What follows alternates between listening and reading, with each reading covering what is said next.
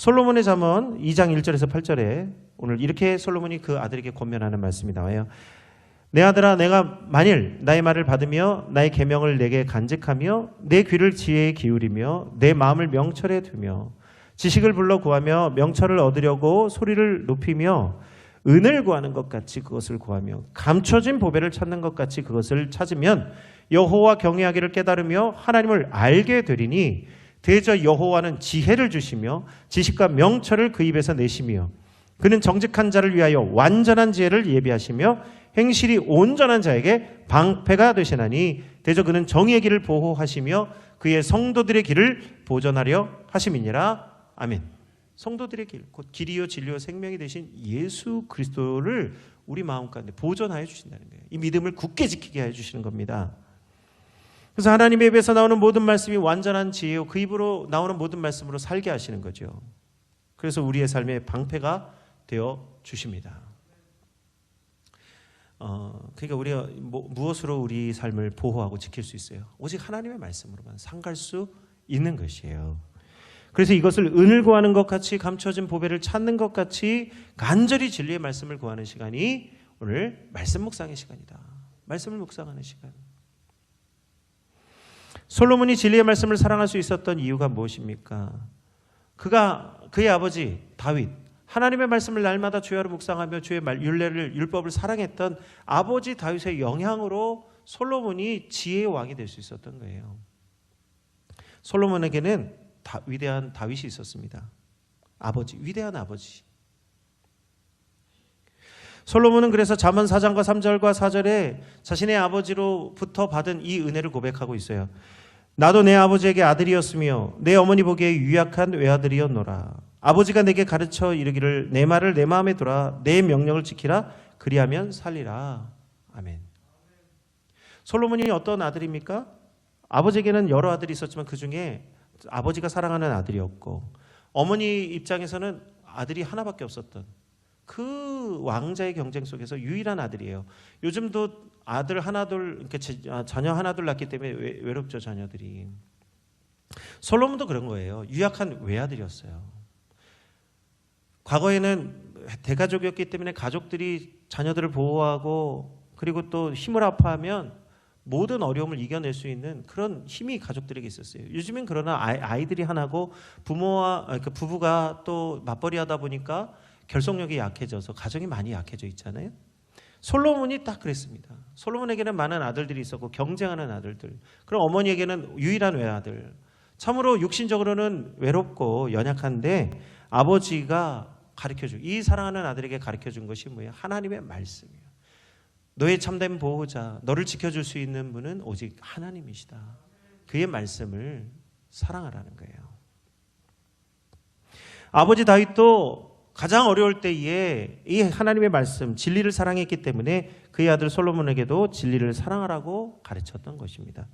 그래서 젊은 시절의 솔로몬은 아버지의 가르침이 살아있었기 때문에 지혜의 왕이 될 수 있었어요. 그러나 그의 노년에는 아버지의 가르침이 다 잊혀져서 결국은 이스라엘을 분열하게 만드는 참으로 안타까운 왕이 되고 말았습니다. 그러니까 오늘 이 솔로몬의 잠언에 앞서서 우리는 이 다윗왕, 이 지혜의 왕을 길러낸 오늘 다윗왕을 본받아서 하나님의 말씀을 묵상하는 법을 깨달아야 됩니다. 가장 역사상 위대한 왕이었던 다윗은 진리의 말씀을 가장 사랑했던 왕입니다. 그래서 가장 많은 시편을 남길 수 있었어요. 다윗은 일평생 하나님의 말씀을 사랑하고 간절히 하나님의 말씀을 바라면서 살았습니다. 그래서 오늘 본문의 말씀을 다시 읽어보면 다윗이 오늘 하나님의 말씀을 간절히 사모했던 이유가 무엇인지 알 수 있습니다. 시편 119편 전체가 하나님의 말씀을 묵상하는 데서 오는 그 은혜를 노래하고 있는데 특별히 오늘 41절로 48절의 말씀을 우리 온 성도들이 다시 한번 합독해 보도록 하겠습니다. 41절입니다. 여호와여 주의 말씀대로 주의 인자하심과 주의 구원을 내게 임하게 하소서. 그리하시면 내가 나를 비방하는 자들에게 대답할 말이 있사오리니 내가 주의 말씀을 의지함이니이다. 진리의 말씀이 내 입에서 조금 더 떠나지 말게 하소서. 내가 주의 규례를 바랐음이니이다. 내가 주의 율법을 항상 지키리이다. 영원히 지키리이다. 내가 주의 법도들을 구하여 싸우니 자유롭게 걸어갈 것이오며 또 왕들 앞에서 주의 교훈들을 말할 때에 수치를 당하지 아니하게 싸우며 내가 사랑하는 주의 계명들을 스스로 즐거워하며 또 내가 사랑하는 주의 계명들을 향하여 내 손을 들고 주의 율례들을 작은 소리로 읊조리리이다. 아멘. 41절로 48절은 다윗이 하나님의 말씀을 묵상하는 이유와 목적이 다 한 절 한 절에 새겨져 있어요. 나를 비방하는 자들에게 대답할 수 있는 말이 주님의 말씀 속에 있어요. 주의 말씀을 그래서 의지하게 되는 겁니다. 그러니까 말씀 묵상하는 거죠. 주의 진리의 말씀이 내 입에서 떠나가지 않게 하기 위해서 날마다 주의 말씀을 묵상하는 것입니다. 그 주의 율법을 항상 지키기 때문에 하나님의 말씀을 내 입에서 떠나가지 않게 하기 위해서 말씀을 묵상하기 때문에 주의 율법을 지킬 수 있는 거예요. 그리고 그렇기 때문에 주의 법도를 날마다 구하게 됩니다. 그래서 자유롭게 걸어가는 거예요. 다른 것에 구속받지 않고 오직 하나님의 말씀에 구속을 받으니까, 하나님의 말씀이 구속력이 있으니까 하나님의 말씀으로 자유롭게 살아갈 수 있는 겁니다.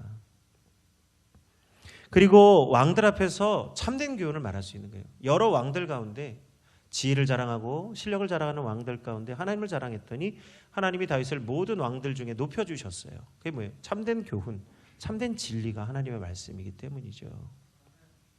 자녀들에게 존경받고 싶습니까? 하나님의 말씀을 사랑하시기 바랍니다. 자녀를 믿음으로 기르고 싶습니까? 하나님의 말씀을 사랑하시기 바랍니다. 내 가정을 올바르게 세우고 싶습니까? 하나님의 말씀을 사랑하셔야 되는 거예요.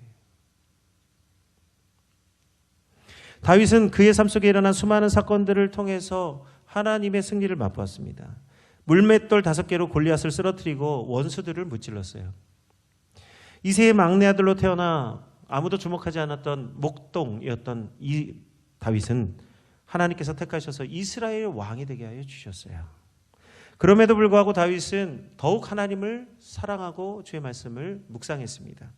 다윗의 자리가 높아지면 높아질수록 더 하나님의 말씀을 사모했어요. 왜? 그 자리를 보존할 수 있는 건 내가 아니라 하나님의 말씀뿐이라는 거예요.